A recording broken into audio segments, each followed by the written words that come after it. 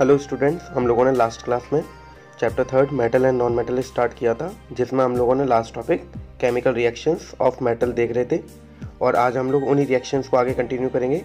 आज हम लोग जो रिएक्शन स्टार्ट करने जा रहे हैं वो है second reaction of metal with water.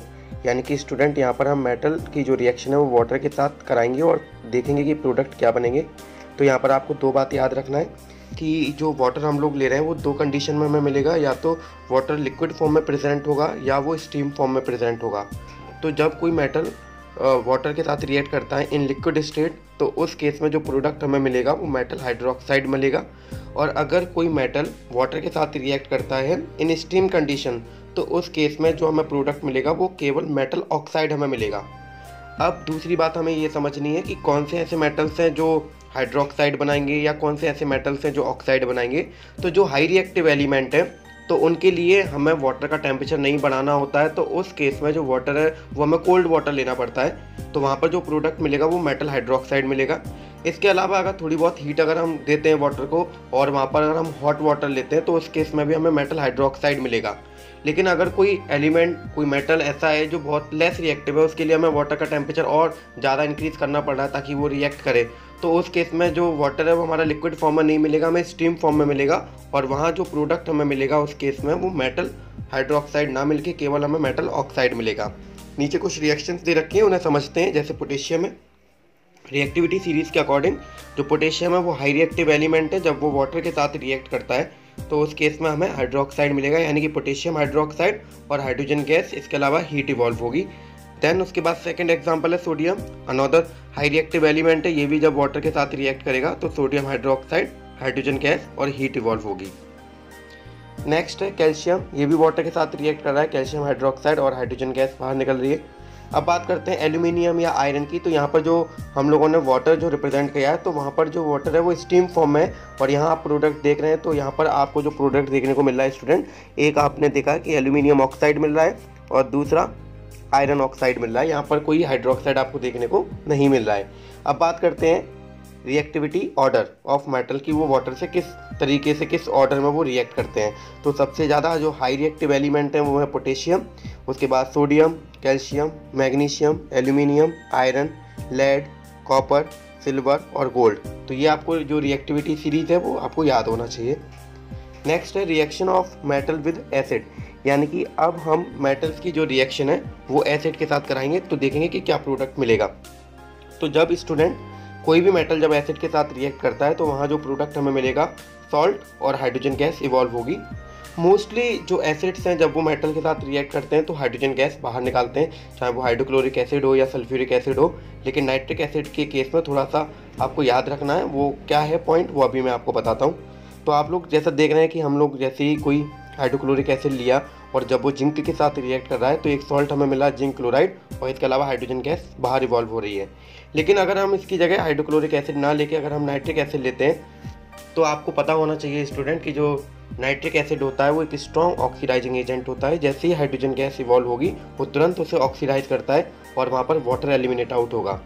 तो हम ये चाहते हैं कि हाइड्रोजन गैस ही इवॉल्व हो, वाटर इवॉल्व ना हो। इसके लिए हमें जो नाइट्रिक एसिड लेना है वो वेरी डाइल्यूट नाइट्रिक एसिड लेना है, क्योंकि वेरी जो डाइल्यूट नाइट्रिक एसिड होता है वो एक वीक ऑक्सीडाइजिंग एजेंट के तौर पर काम करता है। और ये रिएक्शंस भी सारे मेटल्स के साथ पॉसिबल नहीं है, कुछ ही एलिमेंट हैं, कुछ ही मेटल्स हैं जो इस रिएक्शन को शो करते हैं नाइट्रिक एसिड के साथ। वो कौन कौन से एलिमेंट हैं वो नीचे मैंने आपको दिखाए हैं। एक है आपका मैग्नीज और दूसरा है मैग्नीशियम। ये जब रिएक्ट करेंगे नाइट्रिक एसिड के साथ तो उस केस में आपको सॉल्ट और हाइड्रोजन गैस इवॉल्व होगी। अदरवाइज आप किसी भी अदर के साथ अगर आप रिएक्ट कराते हैं तो वहाँ पर आपको वाटर ही एलिमिनेट आउट होता हुआ दिखेगा। नेक्स्ट हम बात करेंगे स्टूडेंट एक्वा रेजिया के बारे में। एक्वा रेजिया क्या है? एक्वा रेजिया जो एक सॉल्यूशन है, इसे हम कभी भी स्टोर नहीं करते हैं, जब भी हमें ज़रूरत पड़ती है हम इसको फ्रेशली प्रिपेयर करते हैं। और इसमें दो एसिड का मिक्सचर होता है, लेकिन एक पर्टिकुलर रेशियो में। वो रेशियो क्या है? 1:3 होता है, जिसमें 1 पार्ट कॉन्सनट्रेटेड नाइट्रिक एसिड होता है और उसमें 3 पार्ट कॉन्सनट्रेटेड हाइड्रोक्लोरिक एसिड होता है। इसमें सारे मेटल्स डिज़ोल्व हो सकते हैं, इवन गोल्ड और प्लेटिनम तक के भी जो एलिमेंट है वो सारे इस सॉल्यूशन में डिज़ोल्व हो सकते हैं। तो डेफिनेशन है, it is a freshly prepared mixture of concentrated hydrochloric acid and concentrated nitric acid in the ratio of 3:1। वही ये रेशियो आगे पीछे कर दिया, लेकिन आपको पार्ट्स याद रखने हैं। 3 पार्ट्स उसमें कॉन्सेंट्रेटेड हाइड्रोक्लोरिक एसिड होगा, तो 1 पार्ट उसमें कॉन्सेंट्रेटेड नाइट्रिक एसिड होगा। It can dissolve gold even through neither of these acid can do so alone. Next है reaction of metal with solution of other metal salt, यानी कि अब हम metals की रिएक्शन करवा रहे हैं दूसरे किसी मेटल सॉल्ट के साथ। तो यहाँ पर एक मैंने रिप्रेजेंटेशन आपको करके बताया है, ये आप लोग देख रहे हैं, जैसे कि मेटल ए है और सॉल्ट सोल्यूशन ऑफ बी है।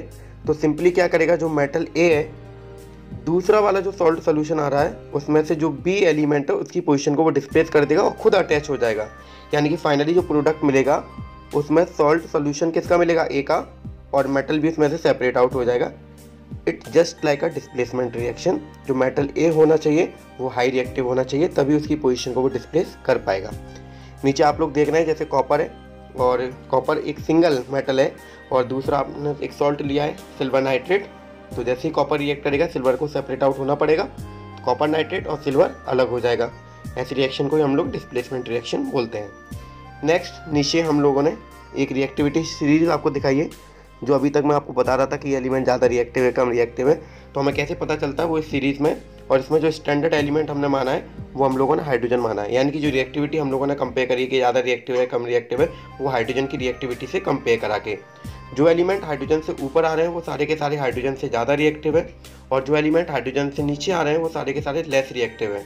यानी कि ऊपर वाले जो एलिमेंट है वो नीचे वाले एलिमेंट की पोजीशन को डिस्प्लेस कर सकते हैं, लेकिन जो लोअर वाले एलिमेंट है वो अपर वाले एलिमेंट की पोजीशन को डिस्प्लेसमेंट नहीं कर सकते हैं।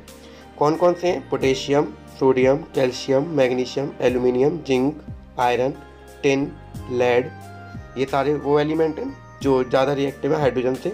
और हाइड्रोजन के बाद के जो एलिमेंट हैं वो कौन कौन से, कॉपर, मरकरी, सिल्वर, गोल्ड, ये सारे के सारे लेस रिएक्टिव एलिमेंट है। और इस पूरी सीरीज़ को हम लोग बोलते हैं रिएक्टिविटी सीरीज ऑफ मेटल्स या एक्टिविटी सीरीज ऑफ मेटल्स।